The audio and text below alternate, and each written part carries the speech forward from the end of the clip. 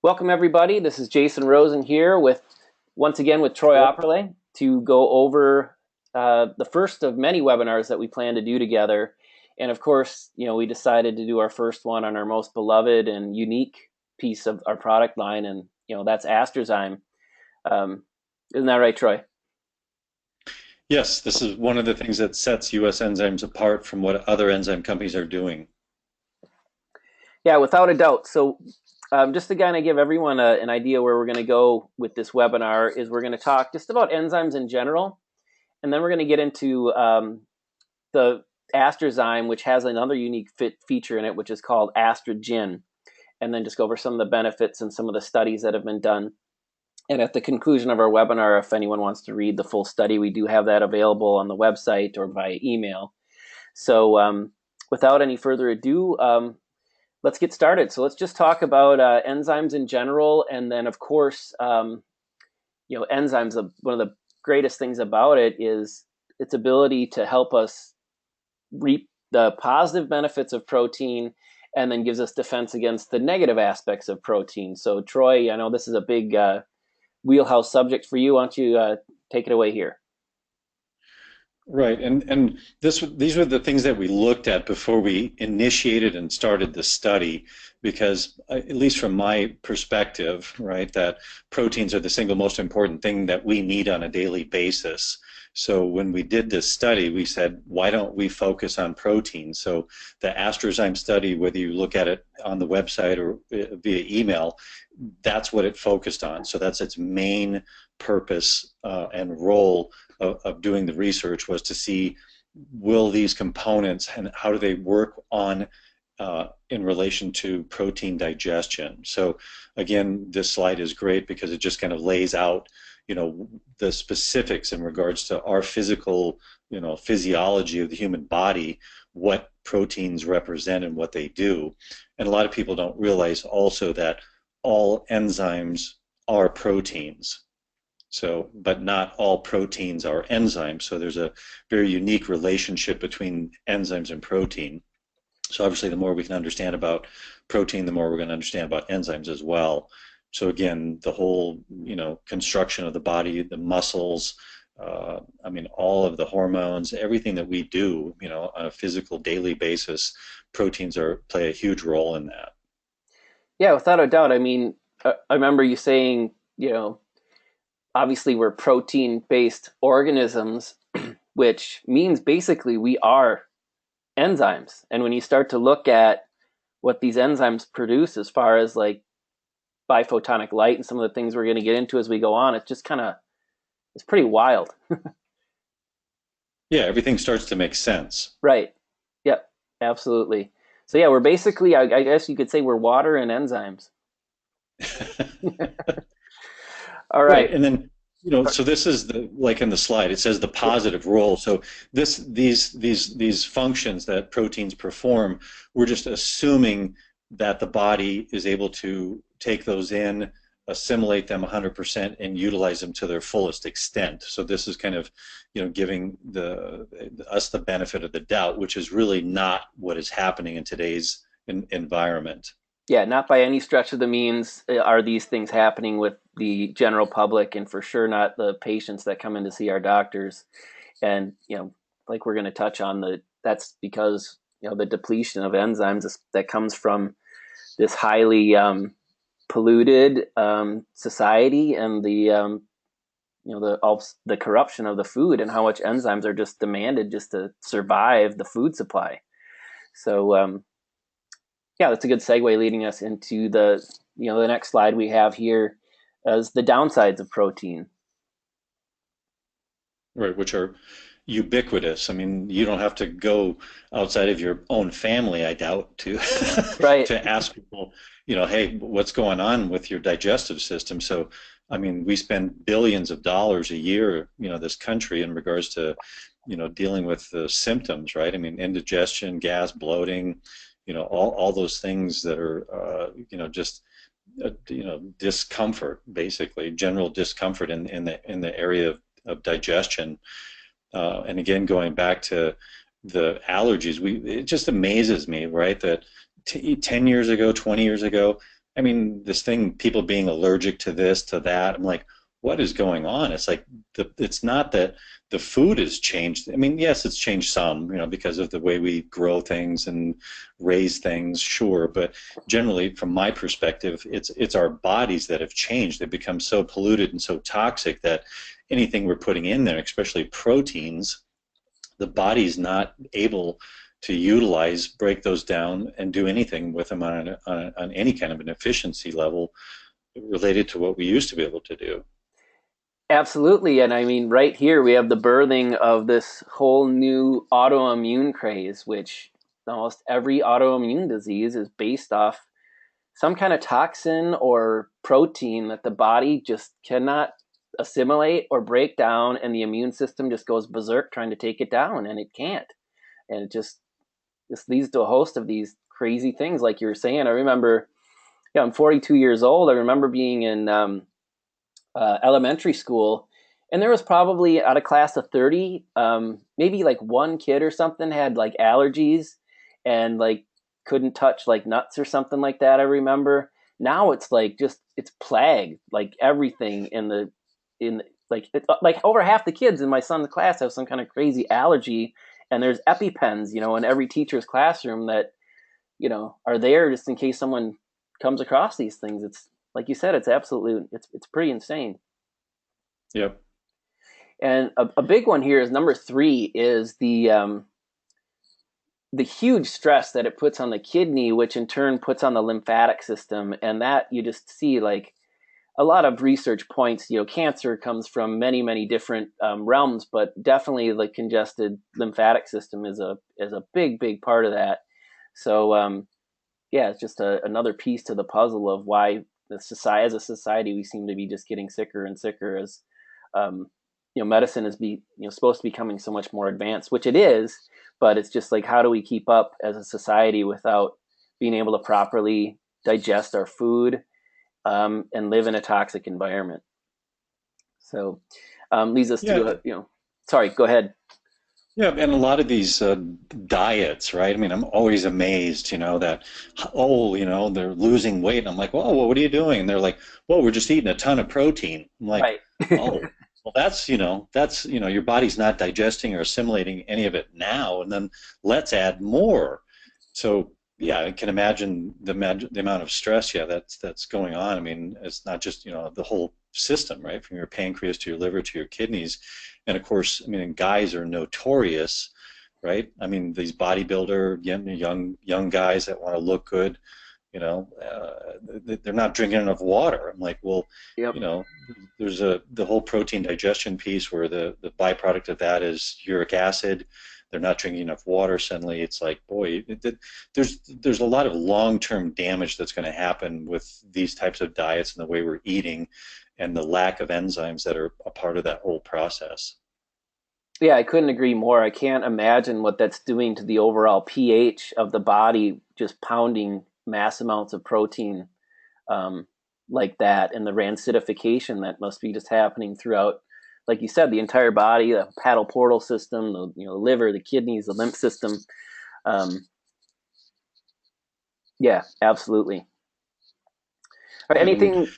Oh, sorry, to add to the some more of the negative pieces of yeah, I protein mean, and yeah, because it's obviously the body's all connected, right? We're one machine or one energy. So again, these undigested proteins, if we're not digesting proteins completely, partially digested proteins are finding their way through the gut wall. Again, that's all part of what's happening with leaky gut and a yep, whole host of, like you mentioned, autoimmune diseases. Those things are being introduced into the bloodstream. Your body doesn't recognize those. So the first thing it's going to do is call up the immune system and say, hey, you need to clean this stuff out of here. yep, Okay, well that's okay if it's an occasional thing, right? That's the function and role of your immune system. If you're doing that 3 times a day, 7 days a week, 365 days a year, decade after decade, what do you think is going to happen? It's kind of like you're overusing it, overstimulating it, and stressing it out. So when the real thing comes along, right, some kind of a flu bug or whatever, is your immune system going to be even ready or prepared or can handle that? Probably not. yeah, that is so true. How people just can't fight off the simplest colds, and like will end up in the hospital from probably, like you said, was something more no more than a cold, and leads to probably the overprescription of antibiotics, I can imagine, which just makes some of these bugs more and more strong as we become more and more weak. And I guess another huge piece to this protein aspect is all the neurological diseases that are plaguing society, like Alzheimer's and dementia. We know those come from these proteins, finding their way into the brain and then getting lodged in the brain and causing plaquing and not allowing that cerebral spinal fluid to be able to flush and clean out the brain, and leads to a host of those kind of nightmares. Yeah, I mean, the last thing I'll just touch on again is the oxygen levels, because, normal red blood cells, are free floating, all the same size, same shape. I mean, they're traveling, just very quickly and fluidly, throughout all of your capillaries and the entire blood system, right, bloodstream and all that. So what you see though is, like, when you look at after somebody's eating a high protein diet, those red blood cells will stack on top of one another. They call it, the beginning part of that is protein linkage. It'll lead to erythrocyte aggregation, and what's the other word? There's one other term that they use. I'll think of it in a minute. But what those do is that once the red blood cells start stacking on top of one another, the amount of oxygen that each red blood cell can carry is diminished by up to 90%. So this is again, it's called blood sludge. Is Right. maybe more of a more common term, but yeah, just it slows everything down. And again, once oxygen levels are depleted from the body, this is the prime place, right, for major forms of disease to have access and entry into the body. And this goes back quite a few years with the research and studies that some of these early pioneers did. Yeah. So none of this is new. It's just being compounded and aggravated with modern society and how we're the choices that we're making. Yeah. Just back to Linus Pauling, like you said, just it all starts with some kind of a mineral deficiency or oxygen deficiency, most disease. So yeah, like you said, that is absolutely not anything new, but we're compounding to these problems with, like you said, the decisions we make and um, the lifestyle we're living. All right, moving on.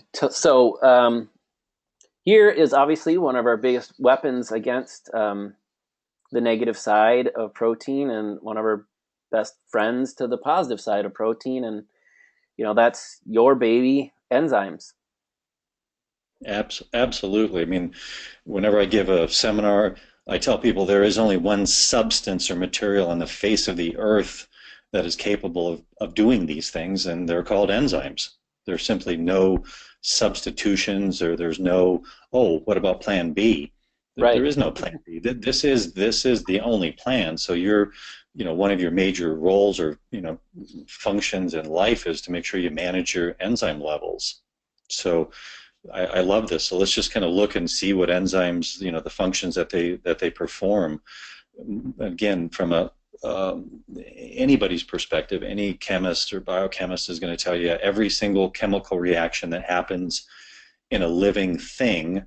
I don't care if it's a plant, I don't care if it's an animal or a human being, it's true. Every single chemical reaction is governed by an enzyme, right? An enzyme from the beginning to the end makes that reaction happen. And people say, well, what's a catalyst? Well, that's just a fancy word of saying it speeds things up, right? So our example here, and this is a scientific, from a scientific perspective, this isn't just me pulling a number out of my hat. So these are scientists making real time kind of equivalents, right? So if you have one reaction, you have no enzymes, 78 million years for that one reaction to happen on its own. Just insane. So Yeah. Now you take one enzyme, add just one enzyme, add it to that one reaction, and then you take 1 second and split it into 1,000 pieces. It only takes 20 pieces out of that 1,000 to get it done. So, in other words, it's almost instantaneous.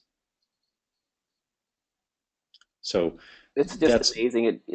And you can just see the quantum aspect of enzymes when we look into this new field of quantum medicine, and the concept of time. This just fits so well with explaining that paradox. Yeah, it's hard for us as human beings to wrap our mind around that. Even Right. with this, we talk about the average enzyme catalyzes 100 to 1,000 reactions every second. That's kind of on the light side. I mean, if you were to swing over to, there are enzymes that catalyze millions of reactions every second. That's just You, crazy. you can't. Yeah, it's that's what I mean. The how quickly this stuff happens. It's instantaneous. So there's no, we don't really have scientists don't have a full explanation, right? They've always kind of sidestepped this. So where does this energy come from? Well, I don't know, Right. right? So Kind of like, where um, does all the extra calcium and magnesium just pop out of thin air when a seed sprouts? It's just another one that biochemistry has no clue how that happens. right, right. So, well, let's scoot on here. So, energy part one. So, again, I look at from a broad perspective. There are only a couple of ways that the body, major pathways, right, that energy is transformed and stored in the body. One is obviously through your respiratory system in your lungs, right? Just the interaction of the taking in carbon dioxide, going through that whole process. That's all done through enzymes. And obviously the second and most important one is just the citric acid cycle, which is, the creation of cellular energy, or ATP. So again, enzymes govern that entire process from start to finish. So there would be, again, no such thing as energy without enzymes. And then we'll jump to part two. So once that energy is transformed and stored, how does it get released? So again, the enzymes are responsible for that. So if we look at the body temperature, how does the body maintain its temperature on a daily or moment by moment basis? Enzymes are responsible for that. So again, if all that energy was taken in and then released all at once, your temperature would vary, maybe like the planets, right? Like some of the planets during the day, they heat up to 200 degrees Fahrenheit or Celsius, right? And Right. then at night, they drop down to minus 40. Right. So, our bodies would be very much like that, but enzymes regulate that. So all day, every day, year in, year out, we can enjoy a constant, temperature.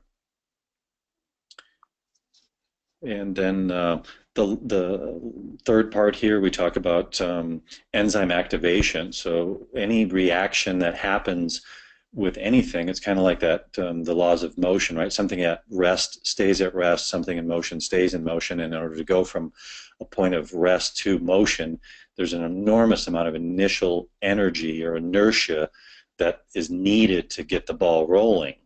So, and with enzymes, you add an enzyme to that equation, it reduces that amount of energy by more than 75%. And in a lot of these reactions, it simply happens spontaneously. Absolutely no energy is required. Again, this is one of those things that scientists, researchers, you go, how is that possible? How can something, it's kind of like, remember with Tesla and some of the things that he created, Sure. that how can a machine produce energy and not, what I'm saying, continuously, right? Without Having to a be right. diminishing effect. Same thing here. I mean, enzymes are causing and creating these enormous changes that are happening, and they don't require any energy. So, Yeah, it's wild. Every time, we've done, you know, these types of things together so many times, and every single time it just, my jaw hits the floor, even though I've heard this information quite a few times. yeah. So and I always liken the enzymes, because enzymes, like well, you mentioned that earlier in the seminar, that we are enzymes, right? We have some water, but we're, the main energy behind that is our enzymes. So, and I tell people enzymes are protein molecules with an electrical charge or electrical energy. So, well, that's exactly what the human body is, right? We're a physical protein molecule that has this energy that guides and directs us. So, are we the protein molecule? No, that's a vehicle or a carrier. So, very much true with enzymes. I mean, that protein molecule is not what an enzyme is. It's just a vehicle or a carrier for the energy that sits on top of it and guides and directs and uses that as a vehicle, like I said. So a lot of similarities there. So that's interesting connection. Then we talk about how efficient enzymes are. This is a great example. So take a single tablespoon, 14 grams, which is nothing, and throw it into an entire dump truck of egg whites. It'll completely, chew those things up and spit them out the other side, right? Within short order. So again, the amount of enzymes, you don't need a lot of enzymes, right? A very small amount goes a very long way. Well, like one of the things you've always taught me is the body will not overuse a single one. Like it will not, if it has a choice to get something done and it could use 6 or 7, it will use 6 because it's that precious to the body that it will not ever overuse any of them. Yeah, that goes back to um, I'm going to forget the name of it, but in 1943, that was Northwestern University, right? I don't know if that was the law of adaptive secretion. So a law, if they state that it's a law, are there any exceptions to a law? Nay. No, it's like the law of gravity. Oh, well, we haven't come up with anything yet. So same thing with this. The law of adaptive secretion is that the body values its enzymes so much that it'll only produce the exact number of enzymes needed to digest that particular piece of food, right, or that particular meal. So it's, how does it do that? You know, we'll kind of get to that, but Right. the last thing and probably the most unique aspect or function of enzymes is to produce light. And many moons ago, Dr. Popp, German researcher scientist, said that the body emits biophotons or light. And I think he was promptly escorted off the campus People and thought he was insane. ridiculed for decades until the technology caught up with his premise. And now Japanese researchers, various researchers from a lot of different countries have all verified, yes, the body produces biophotons or bioluminescent light. And there is only one entity or material that can do that, and that is or are enzymes. And Yes. I do think, is there one more slide on this section or no? No, okay. So the last thing I do, it's not on here, but why do enzymes produce light? I mean, what's the function of light in the body? So Is to, again, well, it's transfer information through the DNA. right, because I mean, like how many people have stopped and wondered, you have 8 trillion cells in your body. How are those communicating with each other on a now basis, right?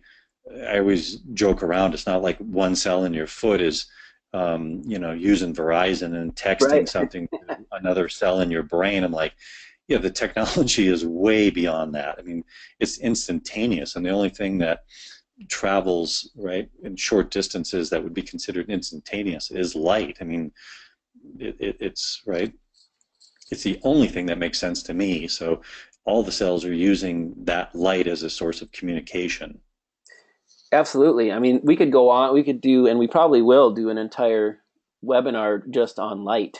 I Yes. mean, just another example where this is being used is this can be measured, and there's a doctor called Gaetan Chevalier, who's actually a professor that I have at the school I'm attending, that at not Caltech, UC Irvine. He's a quantum physicist there, and he was leading a research project to use biphotonic light signatures to do early cancer detection in people, like super early. Like the light in people's body makes a drastic change when you're about to get ill.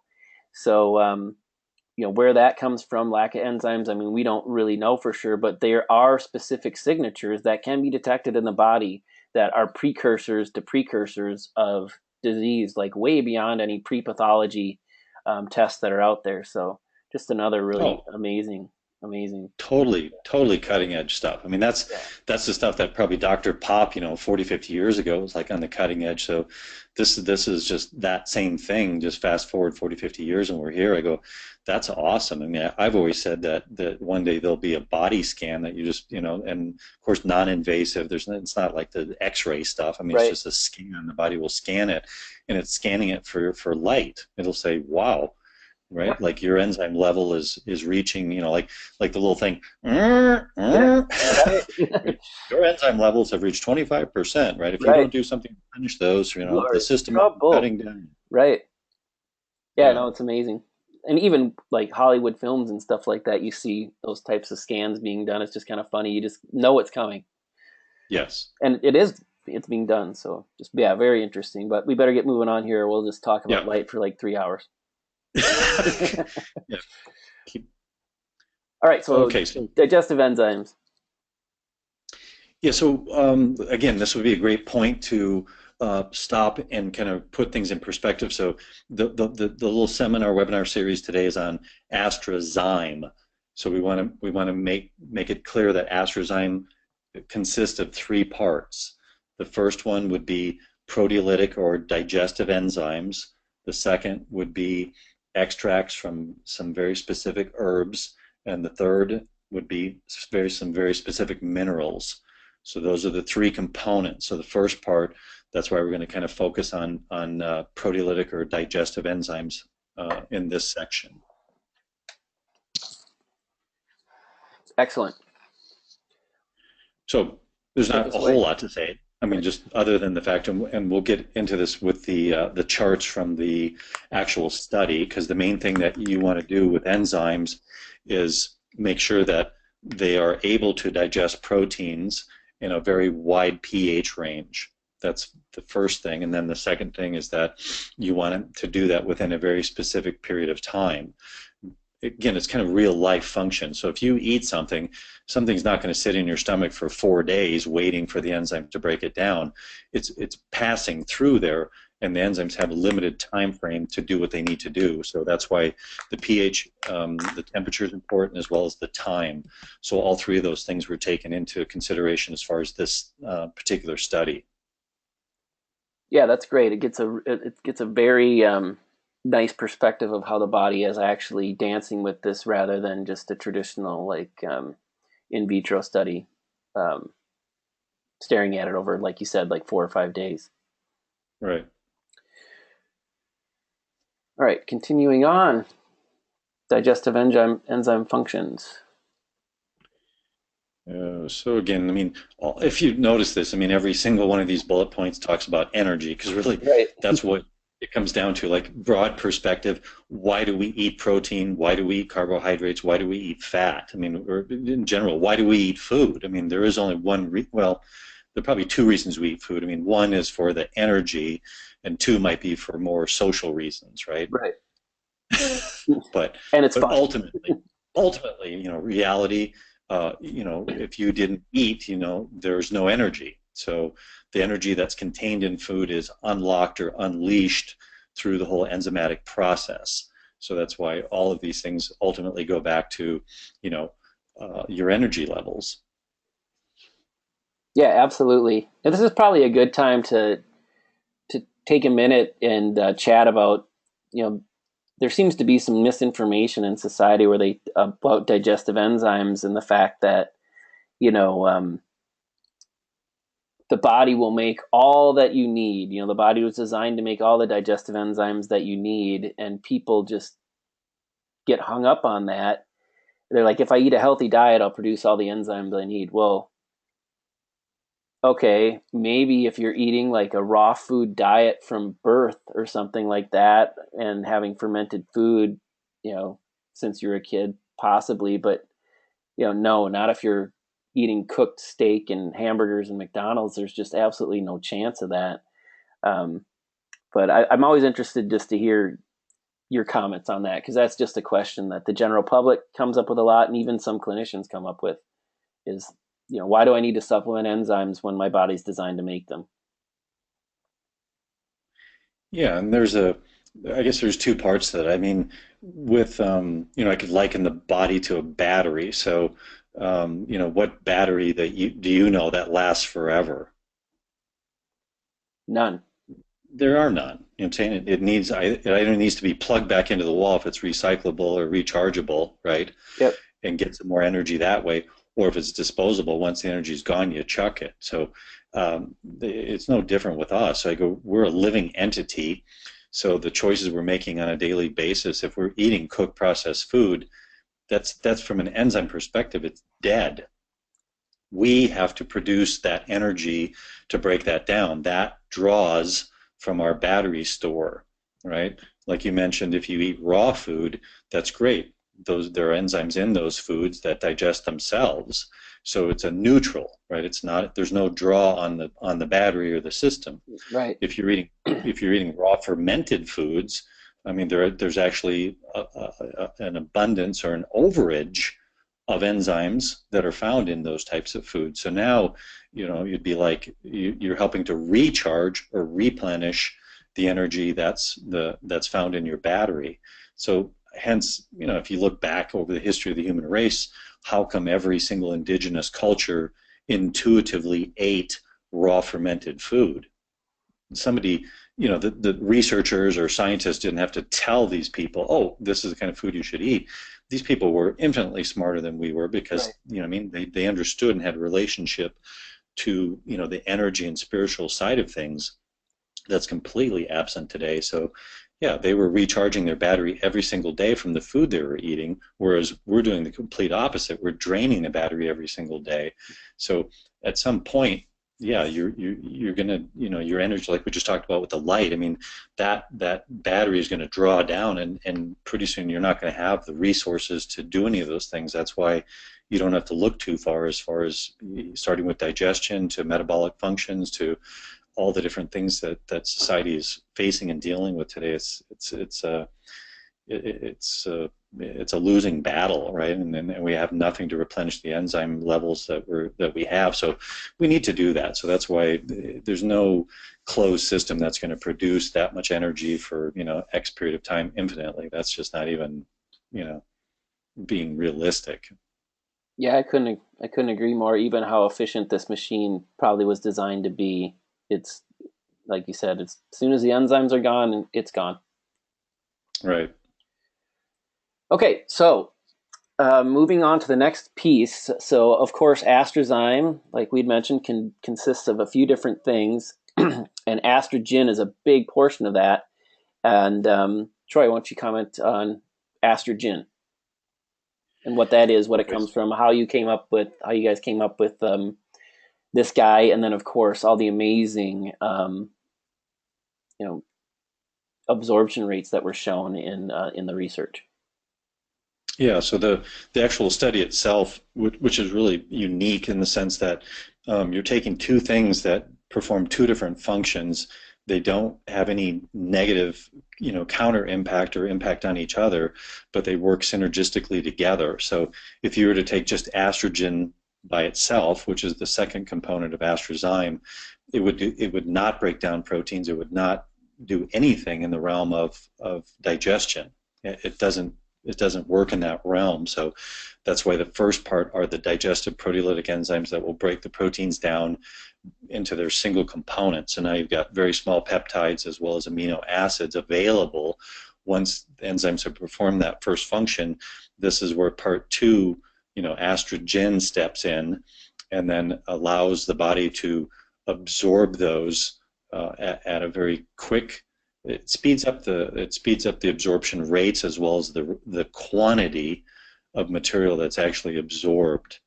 So, and again, we give kudos to NuLiv Sciences for doing 14 years of nothing but reinvesting back in their company, doing tremendous amount of research. So you can Google this, check it out. It's without a doubt one of the most studied and researched ingredients in the marketplace. So it was just a great again, synergy between not just these two ingredients, but our two companies as well. So, great. Just again, just representative, right, of the end product are the two companies. So, again, all the stuff you can read about the different uh, substances, different proteins, different amino acids. I mean, and these numbers, we'll talk about these in a minute, as far as just the percentages are astronomical. Yeah, it's absolutely insane when you just take a look at what one supplement could do, and you just look at this list and you're just like, okay, how many people are supplementing, just these products on their own that are massive absorption rates are going just through food, and then some people may still need to supplement these things, but look how much the dose would be reduced by just having the AstraZyme in their diet on a daily basis. I mean, that's one of the biggest things a functional medicine or holistic medicine patient complains about is the amount of things they have to take, and just that's one of the things that drew me most to enzymes is it just can greatly reduce that. And right here's the evidence. Yeah, that's a great way of looking at it, because it's kind of like the front of the hand, the back of the hand. So, yeah, you go, if glucose levels are increased by 55%, I go, that means you can reduce your sugar intake every day by half. Yep. Wow, cool. Yeah. Or And peptides, curcumin, the biggest knock against curcumin, well, really hard to absorb, really short half life. Well, I mean, look at that. It's crazy. Tons of people, taking nitric oxide supplements for L-arginine absorption, and you know, look at that. And then the folate people take for methylation, which is huge in the functional medicine world today, and it's another one. And of course, omegas. Okay, so Yeah. that being, so estrogen being the second part of AstraZyme, and then the third and final piece of that are minerals. So obviously, there's a little saying that minerals are the enzymes for enzymes, right? So enzymes do need minerals to function completely and to reach their full catalytic effect. So an example, we know that just zinc, right, is responsible for aiding and helping 300 different enzymes perform their function. So that's kind of a given. So one of the things we went beyond that is also kind of going back to like the indigenous peoples, kind of intuitively knowing, right? Because there are dozens, if not hundreds, of different mineral sources and companies that are offering this. And um, going back again, we didn't really talk about this in the enzyme section, but all enzymes are tetrahedron structures, four-sided pyramids. So when we went to look at for a mineral, we wanted the mineral to mimic that. So again, that's what we found. So it's a four-sided pyramid or a tetrahedron. So I think that's very unique from a lot of different perspectives. So, and these minerals are, found in a very few places, but they're used ubiquitously across the board in hundreds of different industries that are completely unrelated. So these are, very much consistent with the world of enzymes, right? Because if you look in the world of enzymes, they're used ubiquitously across many different industries that are completely unrelated. So a lot of synergy and a lot of things happening here. So um, again, that's why they were there to kind of supercharge the enzymes, and again play. And again, if you go back and just that kind of triangle that we have the enzymes, the estrogen, and the minerals. So we got that little triad piece going on. Yeah, it's just absolutely amazing that we, like you said, you knew minerals were going to be an important piece of this puzzle, but just taking your unique energetic view and going as far as looking at the shape and then being like, wow, there's got to be something to this shape because it's in so many, of the ancient texts. And then, lo and behold, you find a mineral complex that has the same shape, and then just crazy what the scientific research backed just by using the right, not only the right mineral, but the mineral with the right shape, like how it made it so much more effective. It's which is amazing. Yeah, and we could do, an entire series on this. I mean, there's a textbook that's probably about, 4 inches thick that talks specifically about these types of minerals and what industries they're used in. And one of the things I almost can't even wrap my head around it is that this particular mineral can mimic some of the functions of an enzyme. Wow. It gets very interesting and very deep. So, yeah, again, very synergistic things that are happening. So again, these things I don't think they're just happening erratically. I mean, there's a very definite function and purpose and reason all these things have come together under the banner of AstraZyme. Just great stuff. Okay, that brings us to our baby. Yeah, The and full, this the this is just full yeah. enchilada, right? Just a simple thing. You go, it completely breaks down protein and increases absorption. So those are the two functions. And again, a lot of people because of the toxicity, that they're experiencing, and not just in the world and the environment, but also in our own bodies. These questions here, or these statements, right? Non-GMO, non-dairy, non-soy, gluten-free, allergen-free, vegan. I mean, this stuff is as clean as it gets. Absolutely.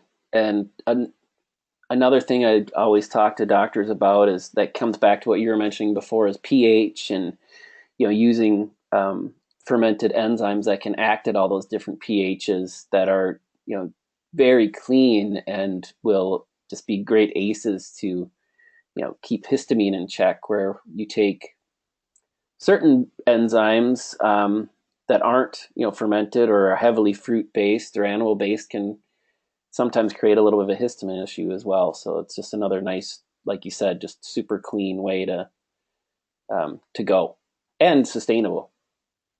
Yes. Okay, so the study, we got a few just slides, highlight slides to the study. Again, we have the full study on our website, and if anyone wants it, it is available via email. Just contact one of us. But Troy, why don't you talk about some of the highlights on these charts? Some really cool information here. Yeah, so again, kind of going back to those premises with enzymes. So one, you want to cover the wide pH range. So anything from 4 to 10, which is quite a nice range. So as the food is traveling through the digestive system, obviously the pH is changing. So you want the enzymes to be able to adapt and work in all of those environments, which obviously we see here they're doing quite a spectacular job of doing that. Like with the 4 would probably be like in the upper portion of the stomach. Lower portion of the stomach is going to get a little bit more acidic than that. As it drops into the first part of the small intestine, the pH is obviously going to go more into the alkaline range, into the 7s, even 8s, and then as the stuff obviously enters, into the bloodstream and whatnot, which we didn't, get into in this particular study, but and then the second part was the quantity or the amount of time, right? We know that food is going to be traveling through the body very quickly, so we want to make sure that the enzymes grab a hold of it and get that done. So we saw that happen within that 30 to 60 minute time frame, which is perfect. Yeah. Yep. So that was the Sorry, I first. jumped ahead a little fast here. Yeah. So the first part of the study was confirming that yes, the enzymes did their function, perform their function and role, within the time frame, within the pH range, within the temperature range. All that's complete. Box checked, mission accomplished. So once that's done, then you move on to the second function or purpose of what AstraZyme was created for, and that's absorption. So, and one thing we do want to, that you can read further in the study, is that these were, human CACO2 cells, which are, those are the studies that are done by pharmaceutical companies for absorption rates. So this is, following a very kind of well-documented, well-accepted way of doing the study. So we didn't want to, have any huge holes in what we were doing. Obviously, people can still find small holes or this or that. They can argue that smaller points, but the big point is the fact that this was this study was done using very, very definitive, well accepted protocols. So Absolutely. with that being said, yeah, we want to look at, so we talked about the quantity, right? So the quantity of peptides absorbed. So again, this you mentioned that point at the front of the hand, back of the hand, that you could actually decrease the amount of protein that you eat every day by 41% and still maintain your kind of muscle mass and your physique using AstraZyme, right? Just Amazing. and yeah, and what I wanted to mention too, because go back to pharmaceutical companies when they say that they've got a $1 billion drug and that this produces stellar results. Most people don't really go back and go, well, what kind of results or percentages did you guys see that would lead you to believe this has become a $1 billion pharmaceutical product? You know what those percentages are? 3 to 5%. Yeah, I mean, it could be 10% on that 10%, absolute yeah, not outside. like So, the stellar high, yeah. on average, 5 or 6%. I'm like, whoa, So if a pharmaceutical company looked at this and said, hey, you can increase your peptide absorption, quantity of peptides absorbed by 41%. I mean, this is a multi-billion-dollar product. So we can jump Yeah. on to slide 3. So not just the quantity, but remember, as the food is traveling through your body, how quickly it's absorbed has also become very, very important. So the rate of absorption, right? So again, those same peptides, the body was able to grab a hold of, right? 30% more peptides, right? It increased that rate of absorption by 30%, which means that's phenomenal. Again, from the we're talking 3 to 5% or even up to 10%. I mean, this is 3 times that, the highest rate. Yeah, it's absolutely insane, and how critical that is to, like you said, conserve energy for the body, which is allows it to do the other very important things it has to do, rather than spending its whole time worrying about breaking that food down. Right. And then the fourth slide is, the absorption, rate of actually, can you go back to that previous one? Sure.